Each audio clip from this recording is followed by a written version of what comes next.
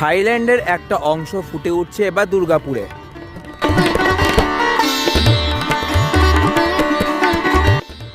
নমস্কার, শুভ সকাল সবাইকে, নতুন একটা ভিডিওতে স্বাগত। দেখতেই পাচ্ছ তোমরা সবাই, আমি এখন চলে এসেছি ভিরিঙ্গি নবারণ ক্লাব সার্বজনীন দুর্গোৎসব কমিটির মণ্ডপ প্রেমিসেসে। থিম লাস্ট টাইম তোমাদেরকে জানিয়ে দিয়েছি, এক টুকরো থাইল্যান্ড। এইবার এখানে ফুটে উঠছে। আগের বার যখন এসছিলাম তখন কাজ অনেকটাই এগিয়ে গেছিলো, আর এখন আবার যখন আসছি তখন তার থেকেও বেশি এগিয়ে গেছে। কারণ সামনেই দেখতে পাচ্ছি সেই রাক্ষসের মূর্তিটা কিন্তু রিভিল করে দিয়েছে, আর দুদিকের প্ল্যাটফর্ম তৈরি হয়ে গেছে। এবং সব থেকে ইন্টারেস্টিং পার্টটা হচ্ছে যে ঠাকুর চলে এসছে।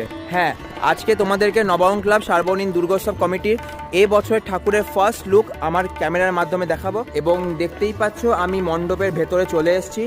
আগের দিনের ভিডিওতে তোমাদেরকে আমি দেখিয়েছিলাম বেশ কয়েকটা মুখোশ, সেই মুখোশগুলোকে মণ্ডপের চারিদিকে কিন্তু লাগানো হয়েছে, দেখতেই পাচ্ছ। এবং আমার সামনেই দেখতে পাচ্ছ এই বছর নবারণ ক্লাব সার্বজনীন দুর্গোৎসব কমিটির ঠাকুর চলে এসছে। যদিও এখন শুধু মা লক্ষ্মী, মা সরস্বতী, গণেশ ঠাকুর এবং কাঠি ঠাকুরই এসছে, মা দুর্গা আসছে অন দ্য ওয়ে।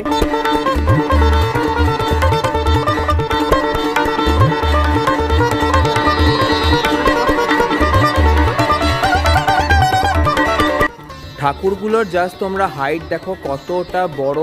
কার্তিক ঠাকুর রয়েছে এখানে সামনে, তার পাশেই রয়েছে মা সরস্বতী।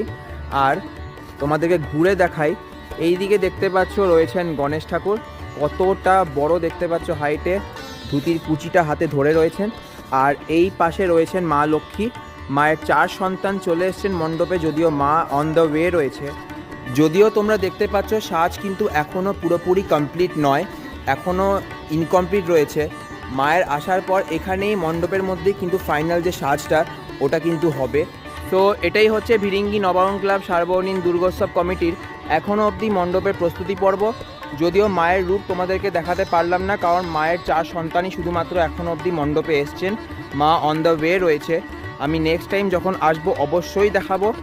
তো এই ভিডিওটা আমি এখানে এন্ড করছি। কেমন লাগলো তোমাদের আমায় কিন্তু অবশ্যই জানিও কমেন্টসে।